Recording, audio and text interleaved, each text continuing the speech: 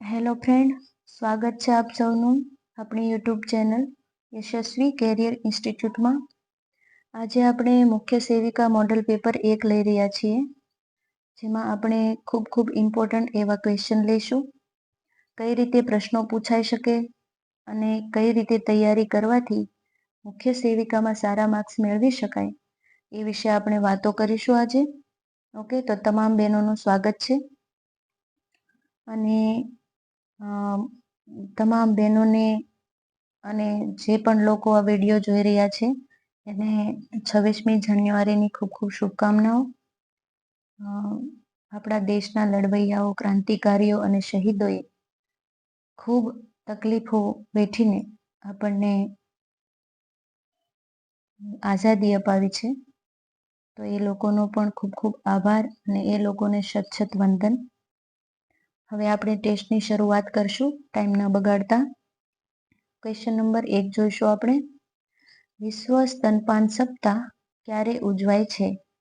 November માસનું પ્રથમ અઠવાડિયું, August માસનું પ્રથમ અઠવાડિયું, સપ્ટેમ્બર માસનું પ્રથમ અઠવાડિયું અને જૂન માસનું પ્રથમ અઠવાડિયું.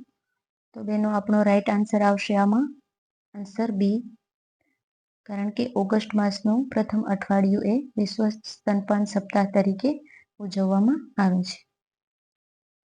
આગળનું ક્વેશ્ચન જોઈશું. Question number 2. સામાન્ય ઉષ્ણતામાને હવામાં કયા વિટામિનનું ઓક્સિડેશન ખૂબ જલ્દીથી થઈ જાય છે? તો vitamin A, vitamin C, vitamin D કે વિટામિન બી?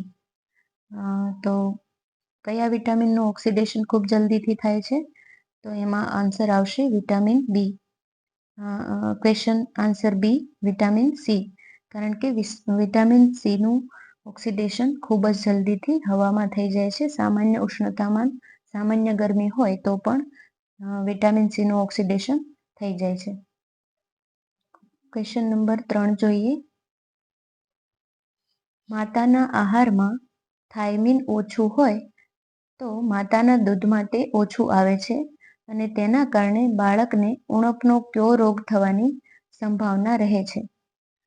એનિમિયા, પેલાગ્રા, બેરી કે સ્કર્વી? આ ચારમાંથી થાઇમીનની ઉણપથી કયો રોગ થાય છે? તો બધી બહેનો બુક લઈને પોતપોતાની રીતે આન્સર કરજો અને તમારું સ્વમૂલ્યાંકન પણ સાથે કરતા જજો. તો આપણને ખ્યાલ છે કે થાઇમીનની ઉણપથી બેરી નામનો રોગ થાય છે. અને થાઇમીન એટલે આપણે બધા જાણીએ છીએ કે થાઇમીન એટલે વિટામિન B2 નું રાસાયણિક નામ છે થાઇમીન. ઓકે, તો થાઇમીનની ઉણપથી માતાના દૂધમાં થાઇમીન ઓછું આવે તો બાળકને બેરી નામનો ઉણપ દ્વારા થતો રોગ થવાની સંભાવના રહે છે. આગળનો ક્વેશ્ચન જોઈએ. Question number 4. પેન્ટાવેલન્ટ રસી કેટલા રોગો સામે બાળકને રક્ષણ આપે છે? એ 5, બી 3, સી 4 અને ડી 1. તો પેન્ટાવેલન્ટ રસી છે ને બેનો, એ 5 રોગો સામે રક્ષણ આપે છે, કારણ કે પેન્ટાનો અર્થ જ થાય છે 5. ઓકે, આગળ જોઈએ. અલંકાર ઓળખાવો. વીરહિણીના આંસુ જેવો મહોડો. વીરહિણીના આંસુ જેવો મહોડો. એ સજીવારોપણ, બી ઉત્પ્રેક્ષા, સી વ્યતિરેક અને ડી ઉપમા. તો આ અલંકારમાં જોઈએ તો બેનો જેવો શબ્દનો ઉપયોગ થયો છે.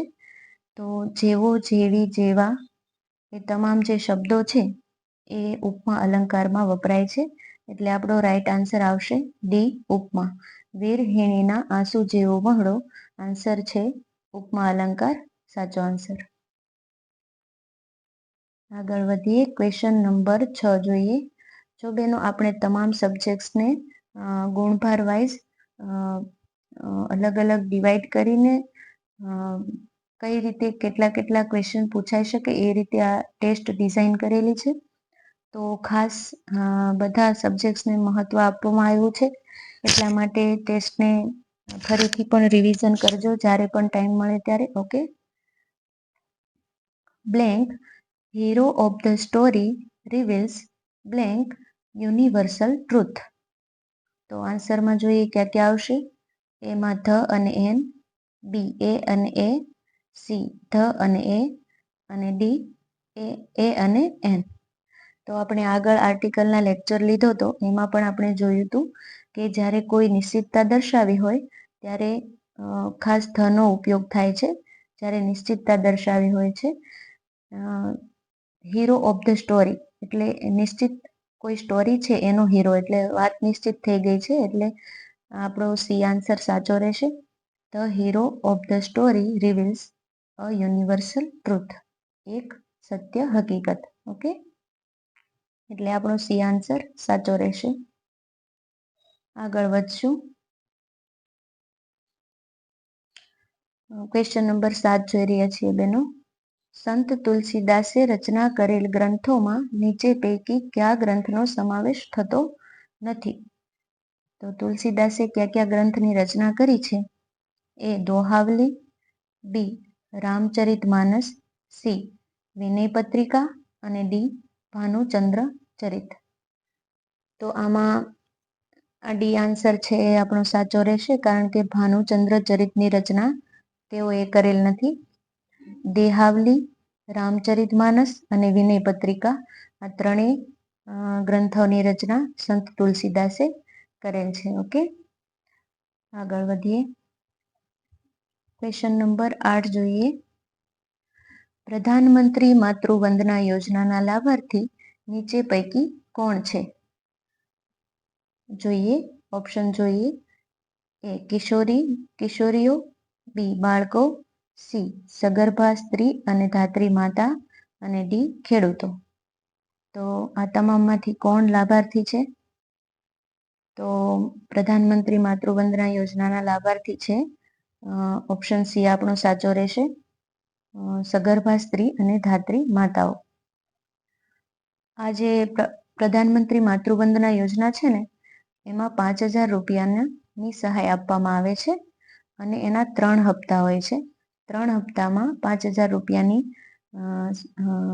હપ્તા રૂપે સહાય આપવામાં આવે છે. અને કેટલી બહેનોને આ લાભ મળે છે? તો તમામ સગર્ભાને મળે છે. માત્ર ને માત્ર એવી સગર્ભા મહિલાઓને લાભ મળતો નથી જે કેન્દ્ર સરકાર, રાજ્ય સરકાર અને જાહેર સાહસોમાં કર્મચારી તરીકે કાર્ય કરતી હોય. જે કર્મચારી છે એને તો વેતન મળતું હોય છે, એટલા માટે કર્મચારી ન હોય તે સિવાયની તમામ સગર્ભા મહિલાઓને આ યોજના હેઠળ 5,000ની સહાય આપવામાં આવે છે, અને 3 હપ્તા હોય છે. અને એક ખાસ યાદ રાખજો કે માત્ર પ્રથમ જીવિત જન્મ માટે આ આપવામાં આવે છે. પહેલું બાળક જ્યારે જન્મે અને એ જીવિત હોય તો 5,000 રૂપિયાની સહાય આ યોજના હેઠળ આપવામાં આવે છે. આગળ વધીએ. Question number 9. રૂઢિપ્રયોગનો સાચો અર્થ દર્શાવો. Ganga નહાવી.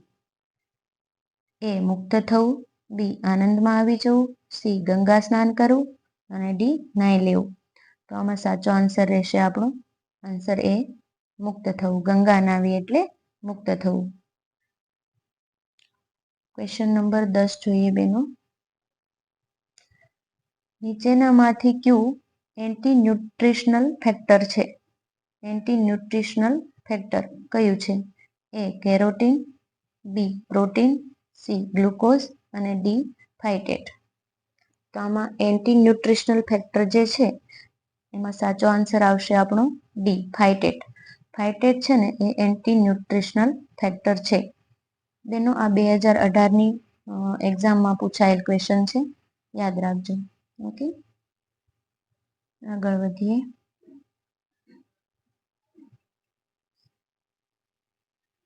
Had I been you blank there, would go, will go, would not have go, અને have gone. તો આમાં રાઈટ આન્સર આવશે આપણો would not have gone. had I been you, જો હું તારી જગ્યાએ હોઉં, તારા સ્થાને હોઉં તો હું ત્યાં ન જાઉં, એ રીતનું આનું ભાષાંતર થાય છે.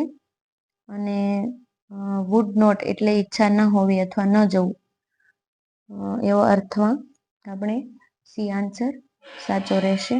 હેડ I been you I would not have gone there. આગળનો ક્વેશ્ચન જોઈએ. જો બેનો કન્ટેન્ટ પસંદ આવતું હોય તો ચેનલને સબસ્ક્રાઈબ કરી લેજો અને આપણી ટેલિગ્રામ ચેનલમાં પણ જોઈન થઈ જજો. ત્યાં આપણે ક્વેશ્ચન આન્સર પણ કરીએ છીએ અને કરંટના મુદ્દાઓ અને મુખ્ય સેવિકાના સિલેબસને લગતા કોઈ પણ મુદ્દાઓ એમાં આવરી લઈએ છીએ આપણી ટેલિગ્રામ ચેનલમાં.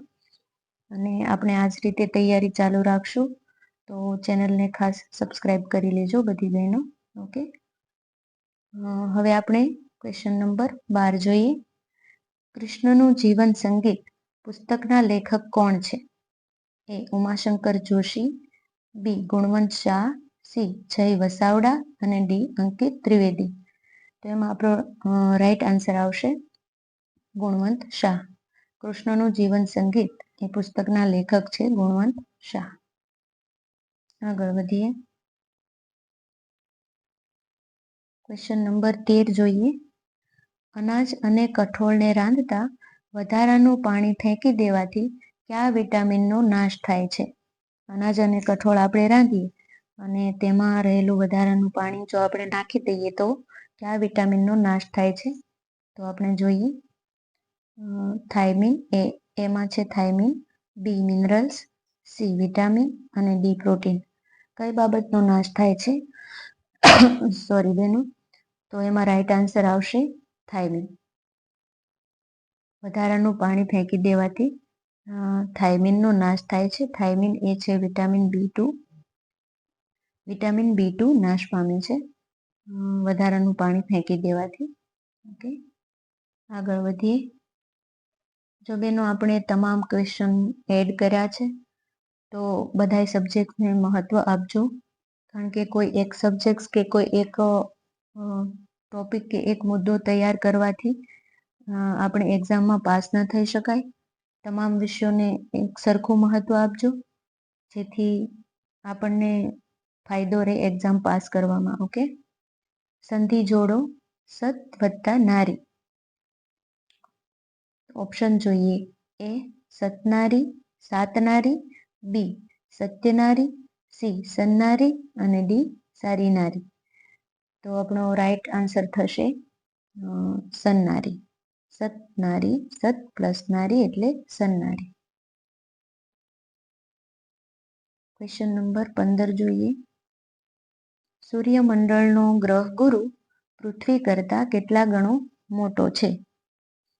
એ 1200 ગણો, બી 1500, સી 1500 ગણો, બી 500 ગણો અને ડી 1400 ગણો. તો એમાં રાઈટ આન્સર છે ડી 1400 ગણો. ગુરુ ગ્રહ છે એ પૃથ્વી કરતા 1400 ગણો મોટો છે. ક્વેશ્ચન નંબર 16 જોઈએ. ભારત સરકાર દ્વારા ICDS યોજના કયા મહાપુરુષના જન્મદિવસે શરૂ કરવામાં આવી હતી? એ ગાંધીજી, બી જવાહરલાલ નહેરુ, સી લાલ બહાદુર શાસ્ત્રી અને ડી છે એ અને સી બંને. તો આમાં રાઈટ આન્સર આપણો આવશે એ અને સી બંને. કારણ કે 2 ઓક્ટોબર છે એ મહાત્મા ગાંધીજી અને લાલ બહાદુર શાસ્ત્રી બંનેનો જન્મદિવસ છે. ICDS નું ફૂલ ફોર્મ છે ઇન્ટિગ્રેટેડ ચાઇલ્ડ ડેવલપમેન્ટ સર્વિસ અને તેની શરૂઆત થઈ હતી 2 ઓક્ટોબર 1975માં. ઓકે, આ બધા મુદ્દાઓ યાદ રાખજો, ખાસ મહત્વના છે. ઓકે, ક્વેશ્ચન નંબર 17 જોઈએ છીએ બેનો. કેન બ્લેન્ક પ્લીઝ હેલ્પ મી. જોઈએ આમાં આન્સરમાંથી શું આવશે ઓપ્શનમાંથી. એની, લિટલ, બી એનીવન અને અ લિટલ, સી ઓલ અને લિટલ અને ડી સમ અને લિટલ. તો આપણો રાઈટ આન્સર આવશે B can anyone please help me a little. અ લિટલ છે એ ગણી ન શકાય તેવી થોડી માત્રામાં વસ્તુ હોય તો નોન કાઉન્ટેબલ જે નાઉન હોય એના માટે અ લિટલ વપરાય છે. તો આપણો રાઈટ આન્સર એ રહેશે can anyone please help me a little okay, યાદ રાખજો ઇંગ્લિશના ક્વેશ્ચન પણ, એ પણ ખૂબ જરૂરી છે. ક્વેશ્ચન નંબર 18 જોઈએ. ડબલ ફોર્ટિફાઈડ સોલ્ટ જેમાં શેનો સમાવેશ થયેલો હોય છે એવું પૂછવા માંગે છે. ડબલ ફોર્ટિફાઈડ સોલ્ટમાં તો લોહ તત્વ અને આયોડિન ઉમેરેલ હોય, આયન અને લોહ તત્વ ઉમેરેલ હોય, સોડિયમ અને લોહ તત્વ ઉમેરેલ હોય તથા કેલ્શિયમ અને મેગ્નેશિયમ ઉમેરેલ હોય. તો આમાંથી સાચો આન્સર કયો? તો સાચો આન્સર છે બેનો એ. ડબલ ફોર્ટિફાઈડ જે મીઠું હોય છે ને એમાં લોહ તત્વ અને આયોડિન ઉમેરેલ હોય છે. ખાસ યાદ રાખી લેજો, કારણ કે કન્ફ્યુઝન થાય એવા જ ઓપ્શન મૂકેલા હોય છે એક્ઝામમાં. તો યાદ રાખજો, લોહ તત્વ અને આયોડિન જેમાં હોય એને ડબલ ફોર્ટિફાઈડ મીઠું કહેવામાં આવે છે. Question number 19. દીકરી જન્મને પ્રોત્સાહન આપવા માટે નેશનલ ગર્લ ચાઇલ્ડ ડે કયા દિવસે ઉજવવામાં આવે છે? એ 15 જાન્યુઆરી, બી 24 ડિસેમ્બર, સી 24 જાન્યુઆરી અને ડી 15 ડિસેમ્બર. તો આમાં આપણો રાઈટ આન્સર થશે બી 24 ડિસેમ્બર. 24 ડિસેમ્બરનો જે દિવસ છે એ નેશનલ ગર્લ ચાઇલ્ડ ડે છે.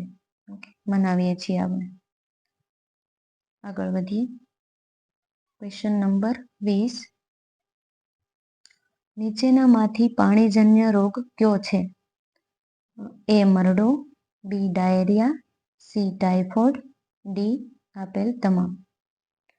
તો આમાં રાઈટ આન્સર આપણો આવશે આપેલ તમામ. મરડો, ડાયેરિયા અને ટાઇફોઇડ એ બધા જ પાણીજન્ય રોગો છે. ઓકે, આગળ વધીએ. દૂષિત પાણીથી આ રોગો થાય છે. ક્વેશ્ચન નંબર 21 જોઈએ. ભારતમાં સૌ પ્રથમ વખત પંચાયતી રાજની વ્યવસ્થા કઈ પંચવર્ષીય યોજના દરમિયાન દાખલ કરવામાં આવી હતી? તો એમાં આન્સર જોઈએ. ઓપ્શન એ પ્રથમ, બી ત્રીજી, સી બીજી અને ડી સાતમી. તો પંચાયતી રાજની વ્યવસ્થા છે એ બીજી પંચવર્ષીય યોજના દરમિયાન શરૂ કરવામાં આવી હતી. ઓકે,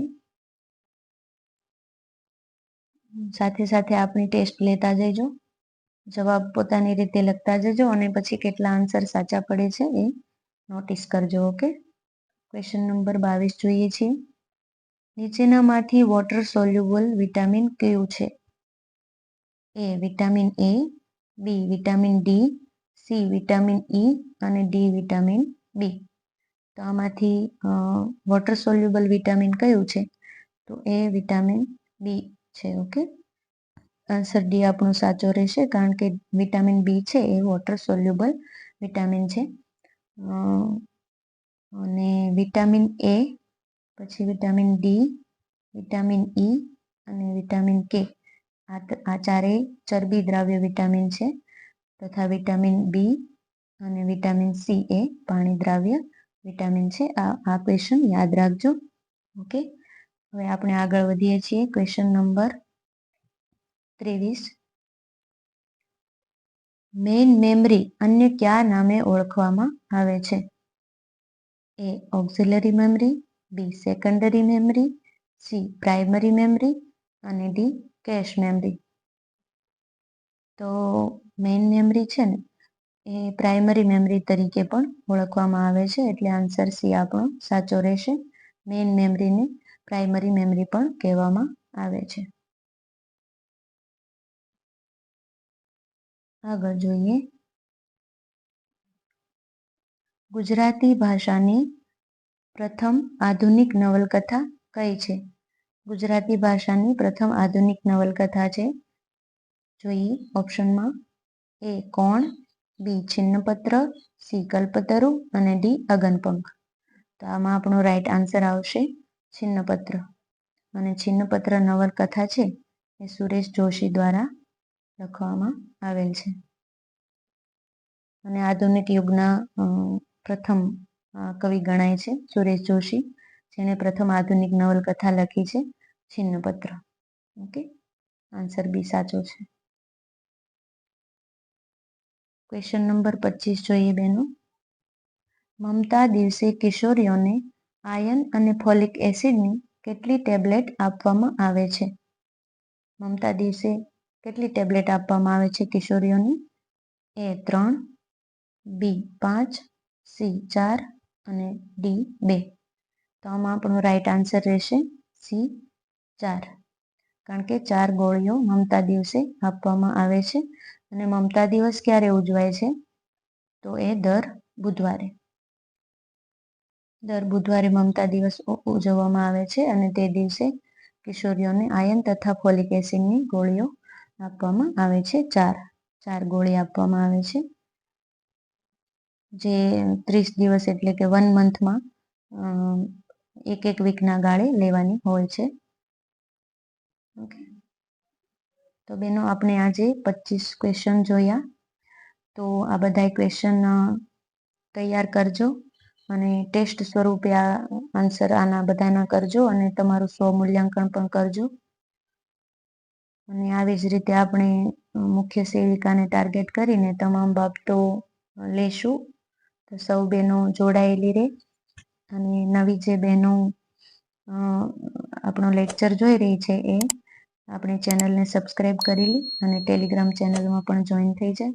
ઓકે,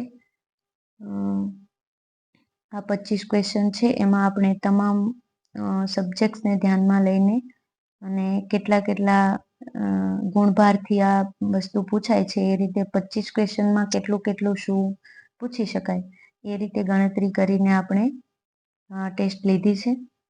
તો બધી બહેનો સારી રીતે તૈયારી કરતી રહેજો અને આપણી ચેનલ સાથે જોડાયેલી રહેજો. તમામ બહેનોનો ખૂબ ખૂબ આભાર. Thank you.